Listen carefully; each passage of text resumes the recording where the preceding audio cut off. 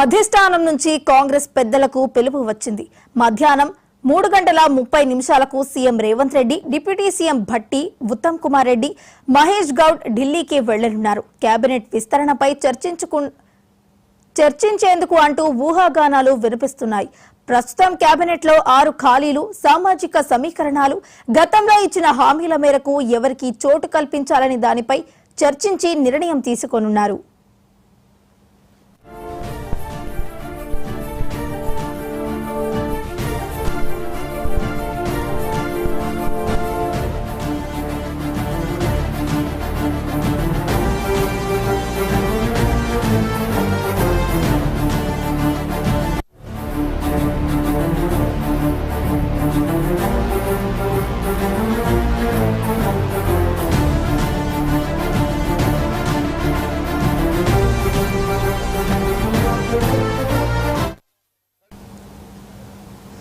అధిష్టానం నుంచి కాంగ్రెస్ పెద్దలకు పిలుపు వచ్చింది. మధ్యాహ్నం 3:30 CM Revanth Reddy, deputy CM Bhatti Vikramarka, Uttam Kumar Reddy, Mahesh Goud ఢిల్లీకి వెళ్లనున్నారు. కేబినెట్ విస్తరణపై చర్చించేందుకు అంటూ ఊహాగానాలు వినిపిస్తున్నాయి. ప్రస్తుతం కేబినెట్ లో 6 ఖాళీలు, సామాజిక సమీకరణాలు, గతంలో ఇచ్చిన హామీల మేరకు ఎవరికి చోటు కల్పించాలని దానిపై చర్చించి నిర్ణయం తీసుకోనున్నారు.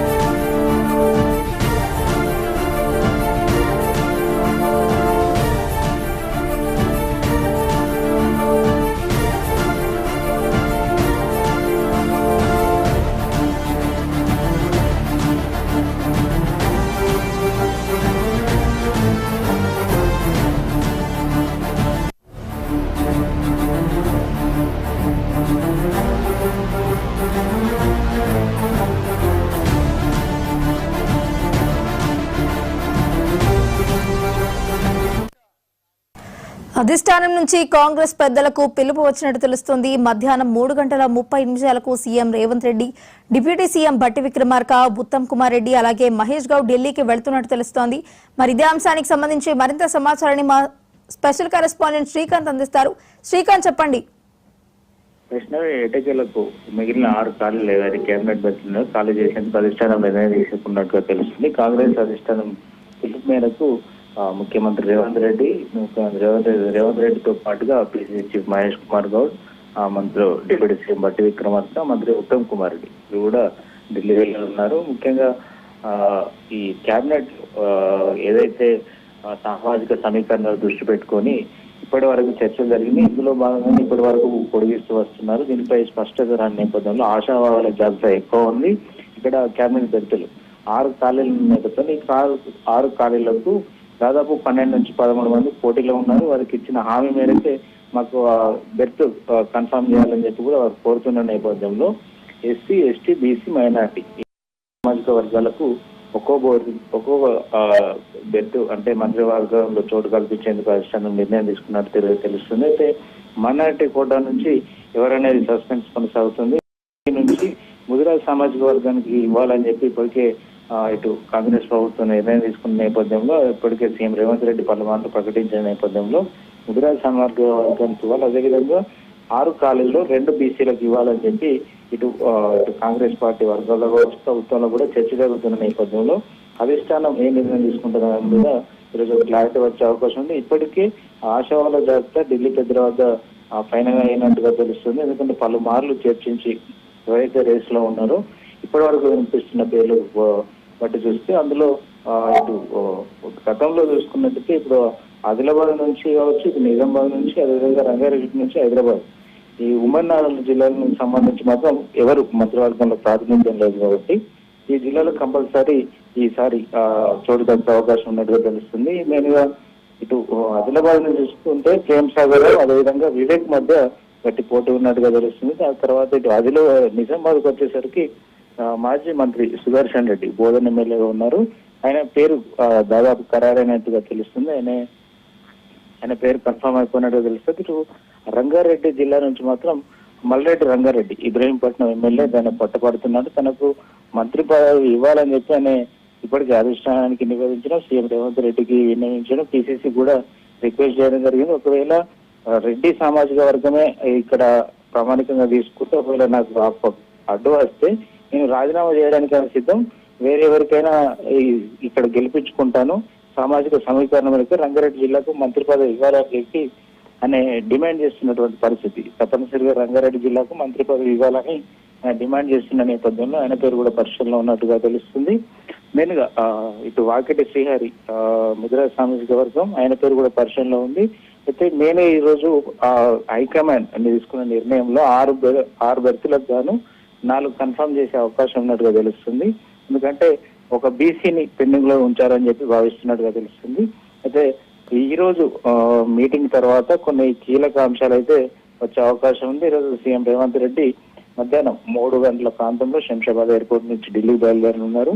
వెళ్ళిన తర్వాత అధిష్టానంతో భేటీ అయిన తర్వాత ఈ మంత్రివర్గ విస్తరణలో ఏ సమీకరణాలు తీసుకున్నారు, ఎవరి ఆశావాహులు, ఎందుకంటే ఇప్పటికి ఆశావాహులు కూడా ఢిల్లీ స్థాయిలో లాబింగ్ కూడా ప్రారంభించారని చెప్పవచ్చు. ఇప్పటికే పెద్దలను కలుస్తూ తమకు చోటు కల్పించాలని కూడా చెప్తున్నారు.